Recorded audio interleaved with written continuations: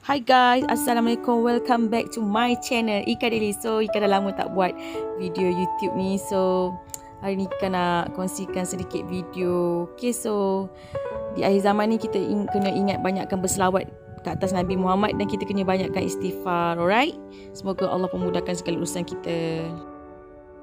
Ya Rasulullah, bagaimana kami nak tahu bahawa tanda kiamat yang pertama itu sangat dekat? Maka Nabi pun sebut satu hadis kepada para sahabat. Saya bacakan kepada tuan-tuan. Tuan-tuan tengok hadis dan petanda yang Nabi sebut tu berlaku ke tidak lagi. Hadis sahih. Nabi kata nak tahu tanda besar kiamat pertama itu dekat apabila kalian tengok dalam masyarakat dekat-dekat dengan kemunculan tanda besar kiamat yang pertama, iaitulah Dajjal. Di dalam masyarakat, kehidupan masyarakat ketika itu dipenuhi dengan pembohongan. Allahu Akbar. Penipuan dan pembohongan hari ini dalam internet, dalam kehidupan, di tempat kerja, dalam masyarakat, dengan jiran, dalam keluarga, berdarah daging dalam kehidupan masyarakat. Tuan-tuan tengok hari ini manusia berlumba-lumba untuk siapa menjadi penipu yang paling besar. Tak ada kerja lain ke? Kalau kamu baca Qul huwallahu ahad, 1/3 ganjaran dia daripada Quran. Tuan-tuan, setiap hari mesej tipu atau fitnah atau sebar aib orang ni penuh, sebar merata. Tetapi fitnah dan tipu itu apabila sampai kepada orang yang beriman, maka dia akan berhenti di situ. Hanya orang beriman saja yang tidak menyebarkan berita palsu, aib orang, penipuan dan sebagainya. Dia tak sebar. Datanglah banyak mana pun sebulan berita, tidak satu pun yang pernah di-share dan disebarkan oleh orang beriman. Takkan. Fitnah itu akan berhenti di tangan orang beriman. Jaga-jaga tuan-tuan. Nabi sebut, Nabi kata dekat-dekat dengan kedatangan Dajjal, kalian akan melihat dalam kehidupan masyarakat penipuan yang begitu banyak. Tanda yang pertama nak keluar tanda besar kiamat apabila kalian melihat kesemua tanda kecil telah berlaku. Satu. Yang kedua, apabila kalian melihat di dalam masyarakat penipuan itu begitu banyak. Betul-betul macam yang zaman ini yang kita hidup ni. Tuan-tuan, orang tipu buat umrah daripada 10 tahun yang lepas sampai tahun ni masih ramai lagi ribuan yang ditipu pakej umrah. Tersadai di KLA dan sebagainya. Umrah murah RM4,000. Berapa orang mendaftar? 300 orang mendaftar. Yang menipu tu dapat 1.2 juta sebulannya.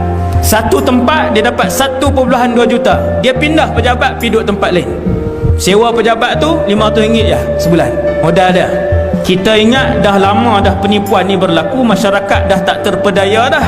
Baca berita baru ni lah kena juga. Tuan-tuan, ni yang Nabi sebut. Kamu akan melihat dalam kehidupan masyarakat di setiap segi penuh dengan penipuan. Bukan dalam masyarakat saja, yang memerintah pun cara memerintah. Ini bukan sebutan mulut saya. Saya bacakan hadis Nabi ni. Orang yang bercakap benar pada zaman Dajjal nak muncul akan dikata penipu, dan penipu akan dijunjung oleh orang ramai. Dia ni yang cakap benar. Yang nak buat benda agama, orang tuduh ni yang menipu. Yang memang menzalimi masyarakat, orang kata depa ni lah cakap benar. Subhanallah. Zaman bila tuan-tuan?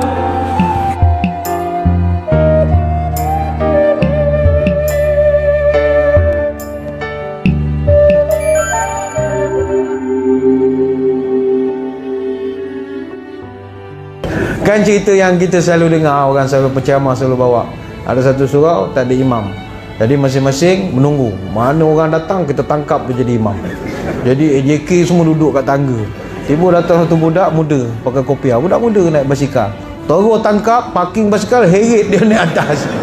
Budak kata, pakcik apa salah saya? Tak ada salah jadi imam. Boleh no problem, sabar Stop Kenapa jadi imam? Allahu Akbar, baca Fatihah bagus, surah Al-Azim bagus, habis main doa lagi. Semua alhamdulillah. Ada pelapis imam muda. Kau anak siapa? Tanya borak apa semua. Sedap bacaannya, sejuk hati mendengar. Alhamdulillah. Mengaji di mana? Sedap bacaannya. Jawab budaknya, sedap ke pakcik? Sedap. Oh itu pakcik saya baca tak ada air semayang tu. Kalau ada air semayang lagi sedap saya baca. Kenapa kau tak ada air semayang? Belum apa dah kena tarik. Habis pasal kau terus. Saya ingatkan pakcik nak demonstrasi. Saya tutup. Hari dah pukul 8. Bila nak maghrib kita ni?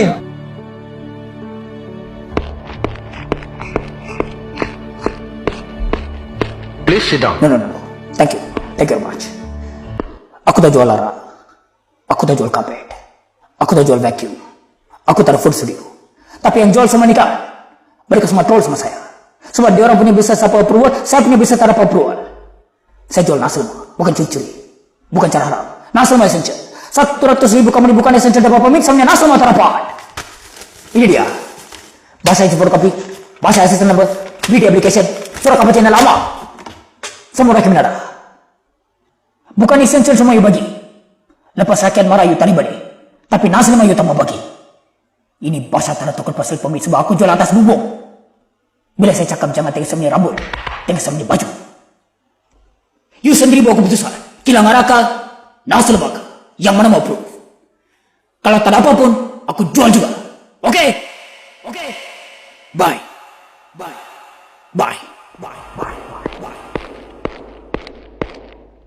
Om, Sechirowa, konnichiwa.